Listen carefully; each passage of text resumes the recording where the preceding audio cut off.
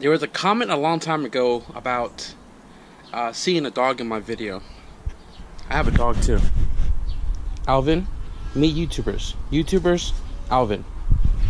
Meow meow somewhere. I don't know where he at. So what's going on, you guys? Welcome back. Today I want to finish my Lexan install. The driver's side right here, brand new. So it turns out that I have enough from the 2 package of Velcro to do the rear and the 2 sides. So right here on Friday I did this off camera to see if I had enough material, and I did. And then I took this guy right here, kind of measured it up on the window and matched up there as well. So what I'm going to do is, to finish that install, I'm going to have to cut and polish this end right here, because in the last video I talked about not wanting to sand and polish with all the residue and stuff caking up on the new 20% tint Lexan. So I'm going to sand all of this down right now, push the car up a little bit, get it out of the sun, and polish it up before we install. What the fuck? It rained over here? It must have rained, because I was out in Redding, California, and I didn't know if it was raining out here as well, but apparently it did, because there's a lot of raindrops, drop tops. And yeah, so I want to cut and polish this whole side right here, and then I'm going to remove all the rivets, the adhesive, and then apply the other end of the Velcro and get that Lexan installed.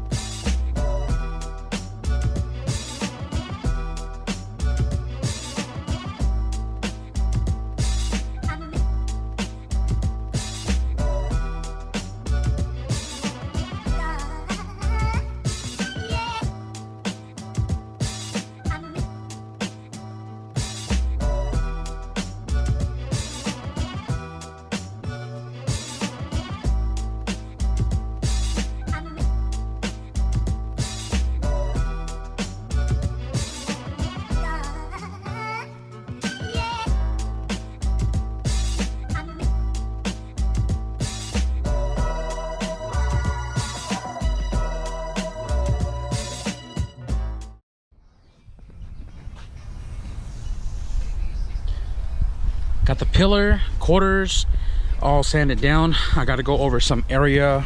I just let this dry really quickly. I gotta hit like right there a little bit, right here a little bit, and right here. I didn't hit the gas tank just yet. Just want to give you guys a quick comparison. So that's sanded, that's unsanded. Look at that right now. You can see the wheels.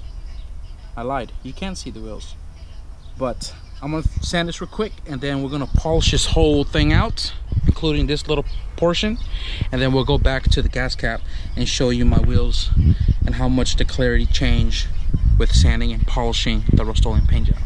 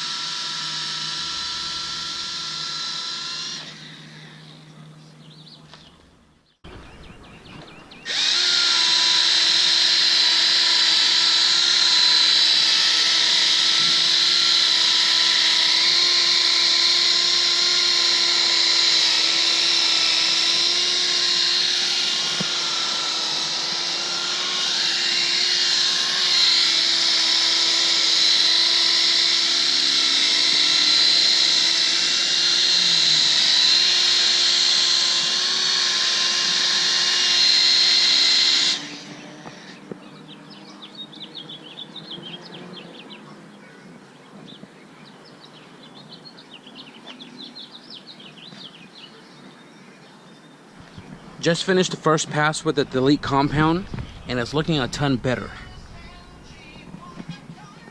Oh, you can see my spoons right there.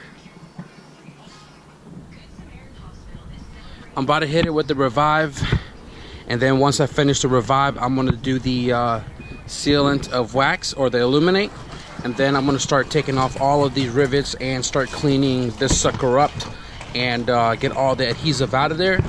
And then once we get the adhesive out, you know, hopefully within 30 minutes, we can wipe all of the wax off and then apply the Velcro so we can finish up our Lexan install.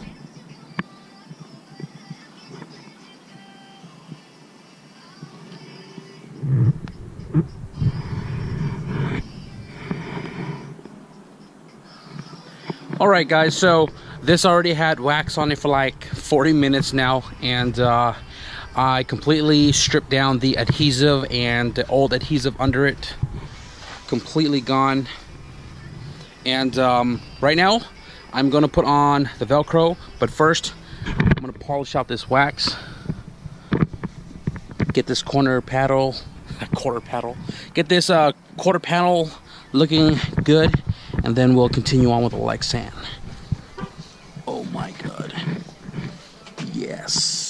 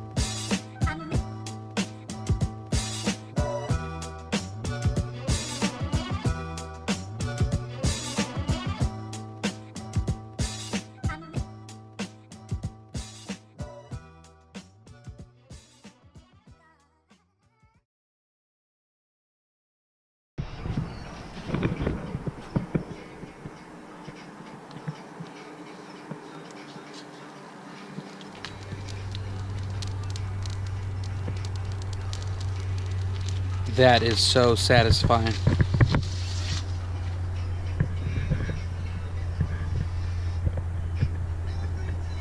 Damn, can't wait to get some trim to glue into the Lexan right here on the edge so we can make it look closer to OEM. Don't forget to check out Y&S Lexan. Their information will be in the description below. I just need that back piece right there to complete it, and should be looking a lot sharper when we do. Alright guys, so that's pretty much just going to be it for this video. I came out to the garage late today about 5 o'clock and just wanted to finish up the Lexan, and to finish up the Lexan I had to cut and polish the quarter panel, which we did, looking really good, and we are done with the 2 quarter panel Lexan windows. Again, be sure to check out Y&S Lexan on Facebook and Instagram. I'll put both of the links in the description below. Price are very reasonable, and they are hand cut. Steve and Yvette does an amazing job with providing pre-cut windows for most of the Honda chassis, so be sure to check it out, and hey, maybe give them a follow too. There's a lot more to come. I read a few of the comments. One, before I dyed the doors, I can go get some 88, 89 CRX pillar mounted seatbelts, so I don't have to wait on, you know, getting harnesses and stuff, so we can modify that into the car. I'm gonna have to source it from, like, you know, any 88, 89 Honda hatch, sedan, or CRX. I think they're all the same concept, same buckles, and then we can dye the doors. I want to make a custom fuel cell, kind of like the FCS one, that goes in the stock location but half the size of the 10-gallon tank, and then while we are at it, convert the lines to you know, AN fitting, so that way we could run E85 without clogging up the stock hard lines and stuff like that. And I know it's proven, so you don't have to waste your time to comment below that stock hard lines will do the job just fine. There are a lot more, guys. Like I said, I spoke to my buddy, he came by here earlier. We are planning for some TNT here in a week or two, and hopefully try to get the CRX back out there to do some PBs before we boost it. And I'm really getting anxious. I'm really am getting anxious on throwing everything into the car and kicking out some turbo content, because track this past weekend was just like a huge motivation. Driving this car this weekend was definitely you know, a kicker for me. Like, I really want to throw this turbo into the fucking CRX already, but I'm going to take the CRX back to track, try to do a personal best before we do. But yeah, like I said, a lot to expect. CRX is starting to you know, the Rustloeum paint job is turning out really awesome. So if you guys enjoyed this video, please hit the like button, give it a thumbs up. I truly appreciate that. Thank you guys for watching, and I'll see you guys in the next video. Peace out. And Mel, peace out. Peace out.